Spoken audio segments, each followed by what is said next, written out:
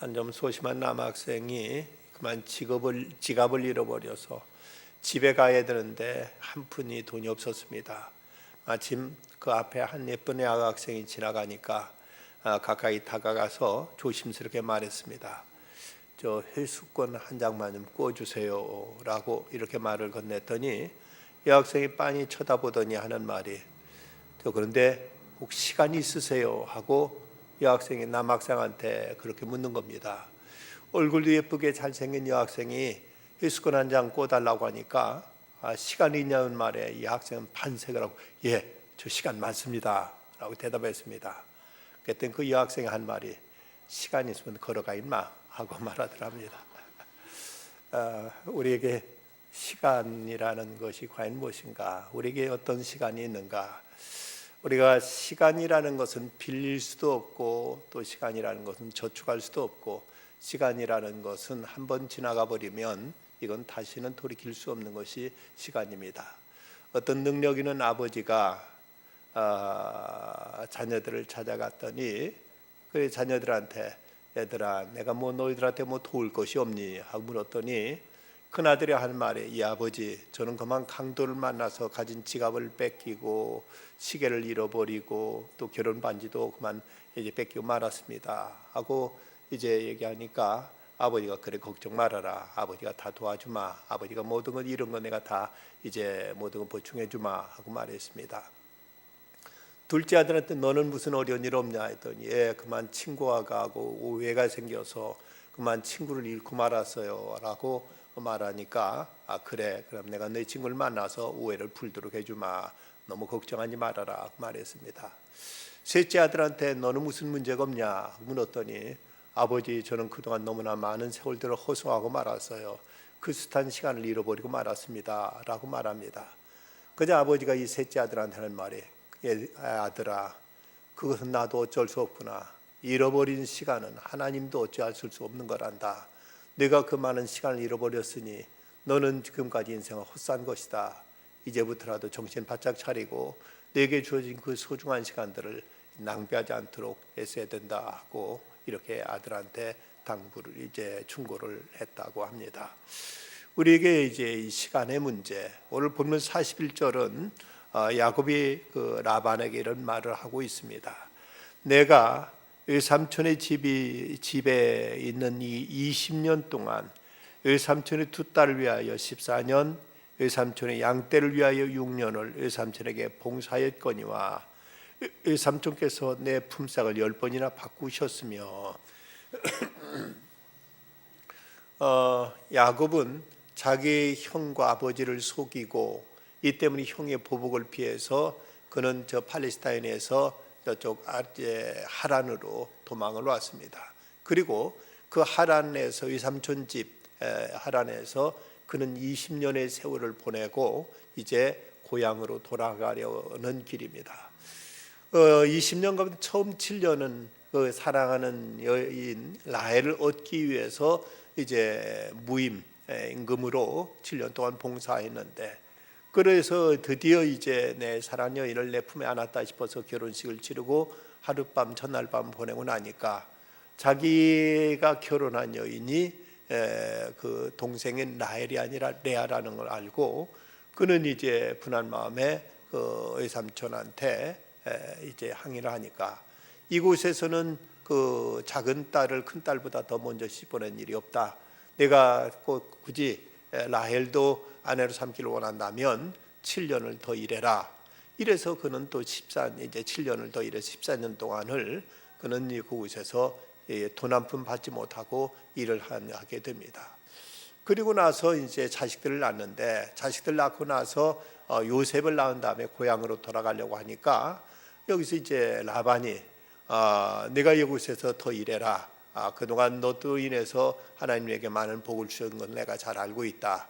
이제 내가 원하면 품삯을 정해서 이제 내가 더 일하면 내가 너한테 거기에 합당한 그 값을 주겠다 하고 이렇게 말함으로 인해서 6년 동안을 그곳에서 더 일함으로 도합 20년간 야곱은 라반의 집에서 일을 하다가 거기서 이제 어느 정도 재산을 모아가지고 집으로 돌아가려고 이제 하는데 아무래도 그 외삼촌 라반이 자기를 곱게 보내줄 것 같지는 않습니다. 그래서 자기 아내들을 불러놓고 상의한 끝에 이제 결론을 내려가지고 외삼촌 라반한테 이제 얘기를 하지 않고 모르게 야반 도주하듯 이제 고향으로 돌아가던 그때, 그런데 이 라반이 그 사실을 알고 그 자기 아들들과 함께 이제 세력을 모아가지고 이제 쫓아와서 야곱을 만나는 이야기가 본문에 나와 있습니다.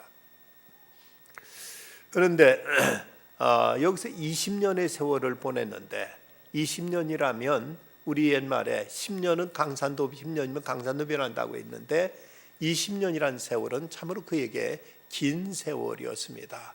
그리고 그 20년의 세월은 참으로 그에게 이제 참으로 소중한 시간들이었는데 그 20년의 의미가 야곱의 생에서 어떤 의미를 가지고 있는가를 오늘 말씀을 통해 우리가 찾아보고자 하는 것입니다. 먼저 이 야곱에 있어서 하란에 보낸 20년의 세월은 고난의 세월이었습니다. 야곱이 자기를 추격해온 라반에게 하소연하던 하는 말이 38절로부터 40절까지 보면 이런 말하고 있습니다. 내가 20년을 외삼촌과 함께 하였거니와 외삼촌의 암양들이나 암염소들이 낙태하지 아니하였고 또 외삼촌의 양떼의 수양을 내가 먹지 아니했으며 물려 찢긴 것은 내가 외삼촌으로 가져가지 아니하고 낮에 도둑을 맞았든지 밤에 도둑을 맞았든지 외삼촌이 그것을 내 손에서 찾았으므로 내가 스스로 그것을 보충하였으며 내가 이와 같이 낮에는 더위와 밤에는 추위를 무릅쓰고 눈 붙일 겨를도 없이 지내었나이다. 여기서 야곱은 외삼촌의 그 양떼들을 돌보는 일을 위해서 죽을 고생하면서 최선을 다했습니다. 혹시라도 외삼촌 것을 도둑 맞으면 자기가 그것을 물어내고 자기가 그걸 보충하면서 이렇게 그는 일했는데, 그는 낮에는 더위, 밤에는 추위에 시달렸고 심지어 눈 붙일 새도 없이 이렇게 이제 이 세월을 보냈다고 이렇게 야곱이 말하고 있는 걸 보면 여기서 야곱이 이 하란에서 보낸 세월이 얼마나 이 고달픈 세월이었는가 하는 것을 알 수가 있습니다. 물론 처음 얼마 동안은 라헬과 연애하느라 그야말로 이제 그가 정신이 뿅 가서 다른 거 생각할 겨를도 없었지만 어느 정도 이제 생활이 안정되고 나니까 그의 삶은 참으로 고달프고 힘든 세월이었습니다. 제대로 그는 이제 쉴 사이도 없이 그야말로 밤에 잠도 제대로 잘 새 없이 눈 붙일 새도 없이 낮에는 더위에 밤에는 추위에 시달리면서 이렇게 들판에서 양떼들과 보내면서 우리 20년의 세월을 보냈다고 야곱이 이렇게 말하고 있습니다. 그가 이제 그 요셉을 낳은 후에 고향으로 돌아가려는 생각을 했습니다. 그래서 외삼촌에 말하겠는데 라헬이 요셉을 낳았을 때 야곱이 라반에게 이르되 나를 보내어 내 고향 나의 땅으로 가게 하시되 내가 외삼촌에게서 일하고 얻은 처자를 내게 주시며 나로 가게 하소서. 내가 외삼촌에게 한 일은 외삼촌이 아시나이다 하고 30장 25절과 26절에서 이런 말이 나옵니다. 그러자 라반이 야곱에게 하는 말이 여호와께 너로 말미암아 내게 복 주신 줄을 내가 깨닫노니 내가 나를 사랑스럽게 여긴 그대로 있으라. 또 이르되 내 품삯을 정하라. 내가 그것을 주리라 하고 이렇게 야곱을 붙잡아 놓습니다. 그래서 이제 품삯을 정했는데 그 다음에 보면 하란 이제 그 하란에서 보낸 세월이 야곱의 표현대로 보면 낮에는 더위와 밤에는 추위로 무릅쓰고 눈 붙일 겨를도 없었다고 이렇게 말하고, 그리고 또 나중에 그 바로 앞에 섰을 때 내 나이가 몇이냐 하고 묻자 야곱이 그때 대답하는 말 가운데 보면 내 나그네 길의 세월이 130년이다. 내 나이가 얼마 못 되니 우리 조상의 나그네 길의 연조에 미치지 못하나 험악한 세월을 보냈나이다. 험악한 세월을 보냈다고 말한 야곱의 그 말처럼 야곱은 참으로 고달프고 힘든 세월을 보냈던 것입니다. 눈물과 고난의 세월이었던 것이죠. 그렇게 죽도록 고생하고도 라반은 야곱에게 그 품삯을 무려 10번이나 속여가면서 철저하게 야곱을 이용해 먹었습니다. 고생해서 뭔가 보람이 있으면, 얻는 것이 있으면 나름대로 고생하는 것도 이제 이것도 스스로 어떤 이제 자신을 달랠 수 있는 위로로 삼을 수가 있는데, 그런데 그는 10번이나 속임을 당해가면서 이렇게 숱한 날들을 먹지도 자지도 제대로 못하면서 많은 날들을 이렇게 고생했던 것입니다. 이것이 야곱에게 있어서 이제 어떤 의미일까? 물론 어찌 생각하면 야곱이 그 이전에 형을 속이고 아버지를 속인 것에 대한, 자기가 뿌린 것에 대한 그대로 거두는 것이 아닌가, 인과응보라고 말할 수 있는 것은 아닌가라고 우리가 생각해 볼 수가 있습니다. 그는 아버지를 속였고 형이 배고플 때 팥죽 한 그릇에 자기가 장자권을 빼앗는 이런 약삭빠른 짓을 한 것으로 인해서 그는 제대로 임자만 나가서 이제 라반에게 이렇게 이제 호되게 당하는 이런 일을 겪은 걸 보면, 어찌 보면 그가 심은 대로 거둔 것이라고 이렇게 말할 수가 있습니다. 그렇지만 그러나 하나님께 일찍이 그에게 베델에서 말씀하시기를, 내가 어디로 가든 너를 지키면 너를 이끌어 이 땅으로 다시 돌아오게 하리라. 내가 너와 함께해서 너를 지킬 것이다. 그리고 내가 너에게 허락한 것을 다 이루게 너를 떠나지 않겠다고 하나님은 야곱에게 말씀하신 바가 있습니다. 그렇다면 야곱이 그곳에서 보낸 그 20년의 세월은 단순한 어떤 그 야곱이 잘못한 것에 대한 인과응보로서의 그가 뿌린 것에 대한 그 거둔 일이라고 말할 수 있는가? 꼭 그렇게만 볼 수는 없다는 것입니다. 히브리서 기자는 이런 말씀을 하고 있습니다. 아들들의 고난은 것과 같이 너에게 권면을 말씀드렸도다. 일러스되 내 아들아, 주의 징계하심을 경히 여기지 말며 그에게 꾸지람 받을 때 낙심하지 말라. 주께 그 사랑하신 자를 징계하시고 그가 받아들이신 아들마다 채찍질하심이라 하였으니 너희가 참으면 징계를 받기 위함이라. 하나님의 아들같이 너희를 대우하시나니 어찌 아버지가 징계하지 않는 아들이 있으리요. 징계는 다 받는 것이거늘 너에게 없으면 사생자의 친아들이 아니니라. 또 우리 육신의 아버지가 우리를 징계해도 공경하였거든. 하물며 모든 영의 아버지께 더욱 복종하여 살려 하지 않겠느냐. 그들은 잠시 자기 뜻대로 우리를 징계하였거니와 오직 하나님은 우리의 유익을 위하여 그의 거룩하심에 참여하게 하시느니라. 무릇 징계가 당신은 즐거워 보이지 않고 슬퍼 보이나 후에 그런 말미암아 연단을 받은 자들은 의와 평강의 열매를 맺느니라. 히브리서 12장 5절로 11절 말씀입니다. 여기서 말씀하신 거죠. 하나님께서 그 사랑하는 자를 징계하신다는 말씀처럼 하나님께서 야곱의 문제를 아시고 그를 하나님께 연단하시기 위해서 하나님께 의도적으로 이런 어떤 고난을 허락하셨고, 이토록 그로 하여금 이런 이제 역경의 세월을 통해서 스스로 자신을 돌아보게 하셨고, 그래서 더 하나님을 의지하게 하셨고, 그래서 그로 하여금 참으로 이런 고난을 통해서 하나님께서 그를 빚어가셨던 이런 훈련의 기간이었고, 이런 고난을 통해 하나님께서 야곱에게 그로 하여금 믿음의 조상으로 이제 빚어가신 이런 이제 성화의 과정이었다고 이렇게 말할 수가 있습니다. 사람들은 고난을 통해서 자신을 돌아보게 됩니다. 모든 걸 배부르고 등 따뜻하면 계속 자기 자신의 어떤 편안함에 안주해서 그는 자기의 잘못도 깨닫지 못하고 이웃의 어려움도 돌아보지 못하게 되고 하나님도 의지하지 않게 되지만, 어떤 고난과 역경을 통해서 자신을 돌아보게 됩니다. 그리고 이웃의 어려운 처지도 생각하게 되고, 그 어려운 궁지 속에서 하나님을 찾고 하나님을 부르고 하나님을 만날 수 있는 이런 기회로 삼게 되는 것입니다. 고난은 우리를 성화시키는 제3의 성례라는 말이 있습니다. 우리가 우리 개신교의 성례라면 세례와 성찬 두 가지를 듭니다마는, 그러나 또 하나님은 세례와 성찬 후에 또 하나 고난이라는 이 과정을 통해서 우리를 거룩하게 빚어가시는 이런 도구로 삼으신다는 것입니다. 미국의 어느 목사님이 간증 가운데 보면 자기가 섬기는 그 교회에 부임하기 하는 과정에서 이제 그 교회 장로님과 면담을 하게 됐는데, 그런데 면담 과정에서 그 한 장로님이 그 목사님께 그런 질문을 하더랍니다. 목사님, 지금까지 살아오시면서 어떤 큰 어려움은 없으셨습니까? 어떤 고난이 있었다면 거기에 대해서 좀 말해 주십시오라고 이렇게 얘기하더랍니다.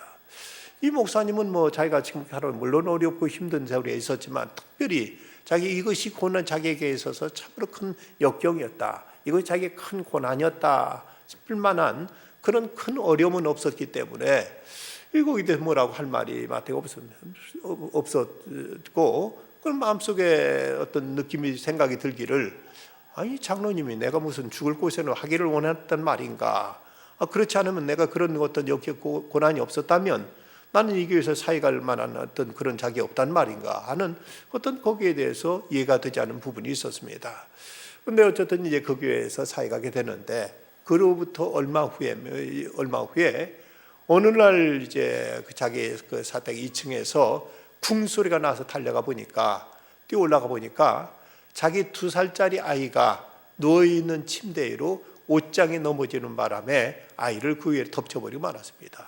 아이가 파랗게 멍이 들고 정신을 잃어버려서 정신없이 아이를 안고는 병으로 달려갔는데 무려 일주일 동안이나 혼수 상태에다가 깨어났습니다.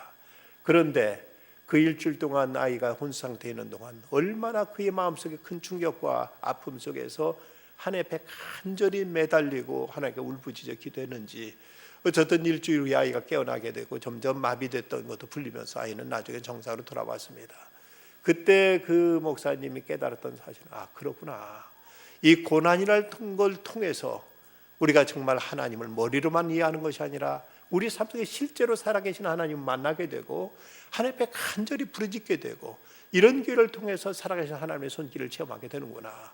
고난이라는 것이 결코 우리에게 무의미한 것이 아니라 우리의 믿음을 일깨우고 우리로 하여금 참으로 살아계신 하나님을 만날 수 있는 하나의 채널이 되는구나 하는 사실을 깨닫게 되었다는 것입니다. 야곱도 이 라반의 집에 있는 동안 그저 편안하게 그저 안일한 생활을 했더라면 어쩌면 그곳에서 그냥 터잡고 눌러앉아서 고향에 돌아갈 생각조차도 안 했을지 모릅니다.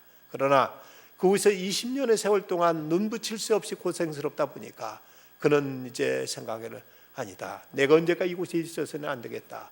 어느 때나 내가 내 집을 세우리까 하면서 그는 가족들을 데리고 고향으로 돌아오기로 결심을 하게 되는 이런 이제 하나님의 인도를 받게 되었던 것입니다. 이런 의미에서 야곱의 그 20년의 세월은 그에게 있어서 이제 분명 고난의 세월이었습니다. 하지만 고난은 고난으로 그친 것이 아니라 이제 이것은 또 은혜의 세월들로 바뀌어지게 됩니다. 30장 43절 끝절에 보면 이에 그 사람이 매우 번창하여 양떼와 노비와 낙타와 나귀가 많았더라 말씀으로 30장이 끝나고 그 이어지는 31장 1절에 보면 야곱이 라반의 아들들이 하는 말을 들은즉 야곱이 우리 아버지 소유를 다 빼앗고 우리 아버지의 소유로 말미암아 이 모든 재물을 모았다 하는지라. 이 매우 번창해서 많은 노비와 양태와 낙타와 나귀가 많았다. 재산이 많아졌다는 것이죠. 그런데 얼마나 재산이 많아졌는지 그 자기 처남들이 라반의 아들들이 야곱을 시기할 만큼 야곱은 이미 거기서 큰 부자가 돼 있었던 것입니다. 야곱은 분명 거기서 많은 고생도 했지만 그러나 이런 고생 끝에 그는 이대로 가만히 어느 때까지 모습 사람만 해서는 안 되겠다. 어느 때까지 이곳에서 그냥 밥이나 얻어먹고 그냥 지내서 안 되겠다 생각하고 무엇인가 나름대로 결심하고 그는 재산을 모으기 시작한 것입니다. 그래서 끝내 그는 큰 그 거부가 되었습니다. 그는 야곱은 분명 약점이 많은 사람이었습니다만은 그러나 아주 열심히 일하면서 재산을 모을 줄 아는 사람이었습니다. 야곱이 라반에 일하는 동안 야곱으로 인해서 라반의 재산도 크게 늘어났던 것을 볼 수가 있습니다. 야곱이 라반에게 오기 전 모습에 대해서 야곱의 한 말 우리가 들어볼 필요가 있는데 30장 30절에 보면 내가 오기 전에는 외삼촌의 소유가 적더니 번성하여 때를 이루었으니 내 발이 이르는 곳마다 여호와께서 외삼촌에게 복을 주셨나이다. 그러나 나는 언제나 내 집을 세우리까. 자, 이 말씀대로 보면 야곱이 그쪽 그 하란에 있는 라반의 집에 오기 전에는 라반의 소유도 적었다고 했습니다. 그런데 야곱의 발걸음이 머무는 곳마다 하나님께 그에게 은혜를 주셨다. 그래서 지금 라반도 큰 부자가 됐고 또 야곱도 큰 부자가 되어 있는 것입니다. 하나님께 축복해 주신 것이죠. 야곱의 말대로 여호와께서 내 발이 이르는 곳마다 여호와께서 외삼촌에게 복을 주셨나이다. 유대인들은 나라를 잃고 세계를 떠돌아 살면서 그들에게서 가장 큰 두 가지 목표가 있었다면, 하나는 어떻게든 돈을 벌어야 된다 하는 것이었고, 또 하나는 어떻게든 자식들 잘 가르쳐야 된다는 것, 이것이 유대인들의 최대의 관심사였습니다. 그래서 유대인들이 2000년 동안 나라 없이 세계를 떠돌아다니면서 어떻게든 돈 모으는데 그들은 그야말로 지독했고, 그리고 자식들 가르치는데 그들은 참으로 이제 온 혼신을 다 불살랐습니다. 그래서인지 유대인들은 세계적인 재벌들이 엄청나게 많고, 그들은 또 세계적으로 뛰어난 인물들을 많이 배출시킨 것을 볼 수가 있습니다. 미국의 유명한 경제 잡지 포브스지가 2012년도 미국의 부호들 40명을 뽑아봤더니 40명의 미국이라는 세계 최강대국, 최고 부자인 미국 나라에서 40명 중에서 21명이 유대인이더라는 이런 이제 사실이 밝혀졌습니다.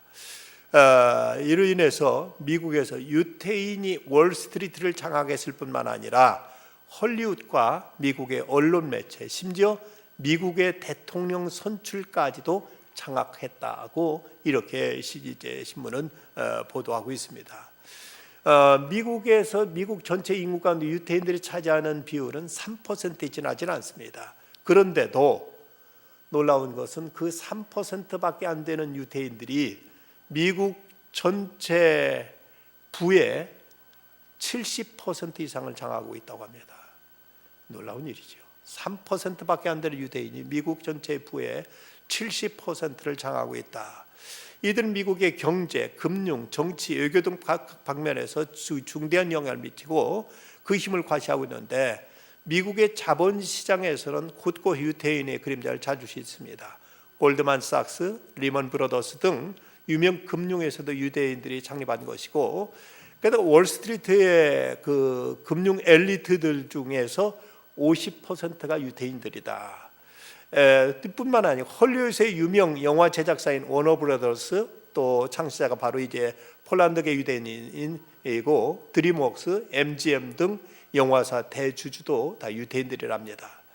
그런데 전 세계적으로 약 1,300만 명의 유대인이 있는데 500여만 명은 이스라엘에 거주하고 있고 600여만 명은 미국에 거주하고 있는데, 미국 정부의 요직에는 유대인들의 그림자가 자주 보이는데 30여 년 동안 미국은 32개 항목의 유엔 안전보장이사회 결의에서 이스라엘에게 불리한 내용의 결의를 부결시키므로 이스라엘과 미국의 관계를 돈독하게 지켜올 수가 있었습니다. 이건 다 유대인들의 로비 때문에 이것이 가능한 것이죠.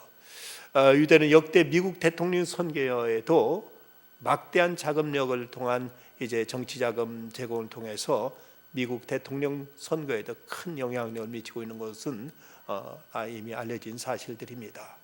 이로 볼 때 유대인들은 어딜 가든지 그들은 돈을 벌고 그리고 자식들을 교육시키는 일에 저들은 이제 관심을 정신을 쏟아서 이래서 이제 많은 세계 경제, 정치, 문화 등 다방면을 움직이고 있는데, 야곱이 바로 그 외삼촌 라반의 집에 있는 동안 하나님 축복하셔서 그는 많은 재물을 벌어서 외삼촌도 부자가 되게 했고, 그리고 자신도 많은 재물을 모아가지고 이제 고향에 돌아오게 되고, 그래서 그는 12지파, 자기의 12아들을 통해서 이스라엘 12지파를 만드는 일에 있어서 어떤 경제적인 기반을 닦게 되는 이런 축복을 그는 거기서 받게 된 것을 볼 수가 있습니다. 분명 하란에서 20년 세월은 야곱의 고달픈 세월들이었습니다. 그러나 그것이 단순한 고생으로 그치지 않고 이걸 통해서 그의 발이 머무는 곳마다 하나님께서 은혜 베푸셔서 그로 하여금 많은 재물을 얻어서 외삼촌 라반도 부자가 되게 했고, 스스로 자신도 큰 이제 겁으로 이렇게 이제 거듭나게 되는 이런 변화가 있었던 것, 이것 또한 이제 하나님께서 베푸신 은혜였고 축복이라고 말할 수 있습니다.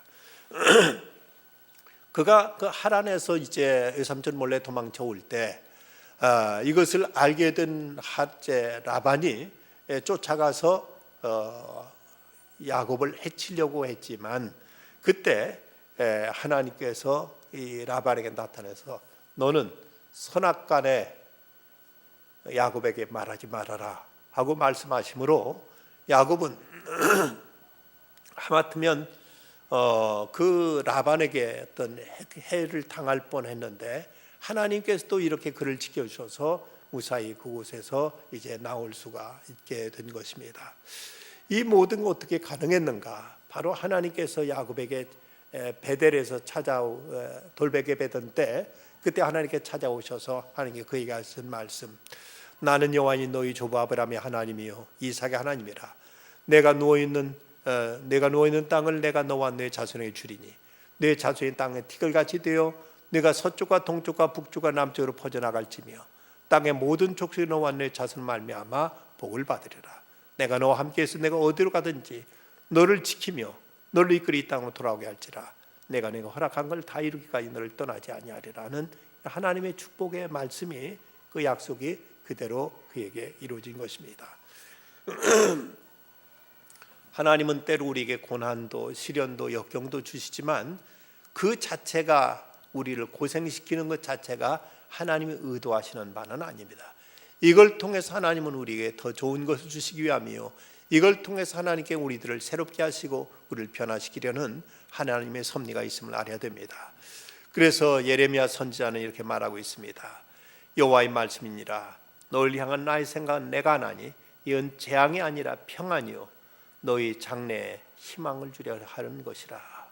하나님께서는 우리에게 재앙을 주기를 원하셔서 우리를 고생시키는 것이 아니라 우리에게 평안함과 그리고 장래에 희망을 주시려고 때로 원치 않게 우리에게 고난과 시련을 주시는 것이라고 예레미야서 9장 11절은 말씀하고 있습니다.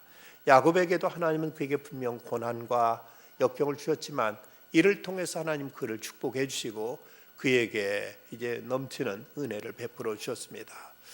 이를 볼 때 야곱의 하란에서 20년의 기간은 또 한편 성숙으로 이어진 연단의 세월들이기도 했습니다. 야곱은 참으로 많은 문제에 많은 사람이었습니다. 형을 속이고 아버지를 속입니다.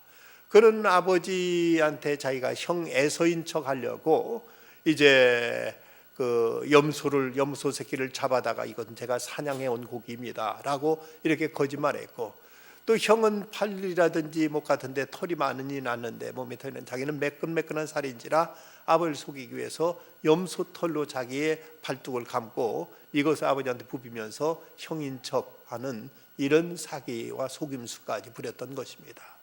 야곱이란 이름 자체가 발뒤꿈치를 잡은 자라는 말이지만 이 말은 유대 사회에서는 사기꾼을 뜻하는 말입니다. 야곱은 그야말로 저 어려서부터 사기꾼이란 이름을 들을 만큼 이렇게 문제 많은 사람이었습니다. 그랬던 야곱이 된통 임자 만나서 라반한테 톡톡이 당한 것이죠. 어찌 보면은 야곱이 자기 아버지를 속인 것 이상으로 그 라반은 야곱을 깜쪽같이 속여서 7년 동안 실컷 부려먹고 그러고 나서 이제 그 약속한 대로 딸 라헬을 준다고 약속해 놓고 나서 그 밤에 어두운 틈을 이용해서 라헬이 아닌 레아를 들어보내서 라헬은 그것도 모르고 하룻밤 전날 밤 보내고 났더니 밝은 태양볕에 보니까 라헬이 아니라 레아인 것을 알았을 때 얼마나 그가 황당했겠습니까? 그 야곱의 아버지 이삭을 속인 것 이상으로 이제 라반은 야곱을 이렇게 속여 먹었던 것이죠. 뿐만 아니라 그리고 나서 또 7년을 더 일시켰고 그리고 나서 또 6년 동안 그가 이제 그곳에 일하는 동안 10번도 넘게 야곱을 속이면서 품삯을 이제 자꾸 이제 바꾸고 했던 걸 보면 이런 과정을 통해서 하나님은 야곱을 빚으시고 훈련시키시고 야곱을 변화시켜 가셨던 것입니다. 이 야곱이 라반에게 헤어지기 전에 이제 서로 언약하는 장면이 44절 이후로 49절까지 나오고 있습니다. 이제 오라 나와 내가 언약을 맺고 그것으로 너와 나 사이의 증거를 삼을 것이니라. 이 야곱이 돌을 가져다가 기둥으로 세우고 또 그 형제들에게 돌을 모으라 하니 그들이 돌 가져다 무더기를 이루매 무리가 거기 무더기 곁에 먹고 라반은 그것을 여갈사하두다라 불렀고 야곱은 그것을 갈르에시라 불렀으니 라반의 말에 오늘 이 무더기가 너와 나 사이의 증거가 된다 하였으므로 그 이름을 갈르에시라 불렀으며 또 미스바라 하였으니 이는 그의 말에 우리가 서로 떠나 있을 때 여호와께서 나와 너 사이를 살피시옵소서 함이라 하면서 이제 계약을 맺습니다. 둘 다 사기꾼들이었죠. 야곱은 아버지와 형을 속였고 라반은 야곱을 수없이 속여먹었던 사기꾼들입니다. 그런데 이렇게 사기꾼들이 하나님 앞에 이제는 엄숙하게 서로 서약을 맺고 있습니다. 서로 이제 언약을 맺고 있는 것입니다. 그러면서 저는 돌무더기를 세워놓고 그 돌무더기를 향해서 여갈사하두다라는 말로 이것은 이제 아람 말로 돌무더기란 뜻이고 또 갈르엣이란 말은 히브리어로 또 이제 돌무더기란 뜻으로 이제 돌 기둥을 세우고 돌무더기를 가지고 이렇게 이름을 이제 붙이고 그리고 이제 이곳을 이제 서로 넘지 말도록 하자. 내가 이 돌무더기를 넘어서 너를 해치지 않을 것이요 너도 이 돌무더기를 넘어와서 이제 나를 해치지는 안 될 것이다 하고 서로 언약을 맺습니다. 그동안 수없이 서로 속이고 서로 이제 거짓말하기를 밥 먹되 했던 저들이었는데 이제 하나님 앞에서 엄숙하게 서약을 하고 맹세를 하는 것입니다. 그런가 하면 거기에 미스바라는 이름을 붙입니다. 이 미스바라는 곳은 망보는 곳 또는 망대라는 뜻으로 하나님께서 너와 나 사이를 지켜보신다는 이런 뜻으로 이제 이렇게 명명한 것입니다. 저들은 지금 화친족을 맺었지만 떨어져 있으면 어떻게 변할지 모르기에 하나님께서 지켜보신다는 기억하자는 것입니다. 야곱과 라반은 하나님이 지켜보신다는 사실 앞에 계약을 맺고 있습니다. 사람은 속일 수 있지만 하나님은 속일 수 없다는 것을 저들은 이제 알았던 것입니다. 그래서 이렇게 맹세를 합니다. 아브라함의 하나님, 나홀의 하나님, 그들의 조상의 하나님이 우리 사이에 판단하옵소서. 이에 수사함에 야곱이 그의 아버지 이삭의 경유하는 일을 가리켜 맹세하고 우리 사이를 판단하옵소서라고 말합니다. 이 판단한다는 히브리어 사파트라는 단어는 재판하다, 다스린다 또는 통치한다는 뜻으로 하나님께서 다스리고 통치하신다는 이런 것으로서 사람은 본래 죄 가운데 태어나서 사람에게 상처를 주고 사람들 사이에 서로 갈등이 생기고 서로 다툼이 생기고 뺏고 빼앗기고 하는 이런 일들이 많지만 그러나 하나님이 통치하시고 하나님이 이제 감찰하셔서 그래서 이제 하나님 앞에 이제는 더 이상 거짓 행하지 않고 더 이상 이제는 약속을 파기하지 않고 그 성실하게 지키는 이런 이제 약조를 맺기에까지 이르게 되는 것입니다. 참된 약속은 성숙한 자의 몫입니다. 어린아이들은 약속을 할 줄 모르고 약속을 믿질 못합니다. 내일이라는 것을 아이들은 알지 못하기 때문에 내일 뭘 준다고 하면 그 말을 믿지 못하고 당장 내놓으라고 하는 것이 어린아이들의 모습입니다. 그런데 성숙한 사람들은 내일을 기약하고 얼마나 내일을 약속할 수가 있습니다. 야곱과 라반 둘 다 서로 속고 속이고 하는 이런 사기꾼들이었지만 이제는 하나님 앞에 엄숙하게 저들은 이제 어떤 그 성숙한 자로서 엄숙하게 약속을 하면서 이제 나에게 이 돌무더기를 서로 넘지 않기로 약속했고 그 약속대로 저들은 이제 다시 그곳을 넘어 서로를 해치거나 그곳을 넘어서 무엇을 뺏고 빼앗는 이런 일이 그 뒤에 다시는 일어나지 않게 된 것을 볼 수 있습니다.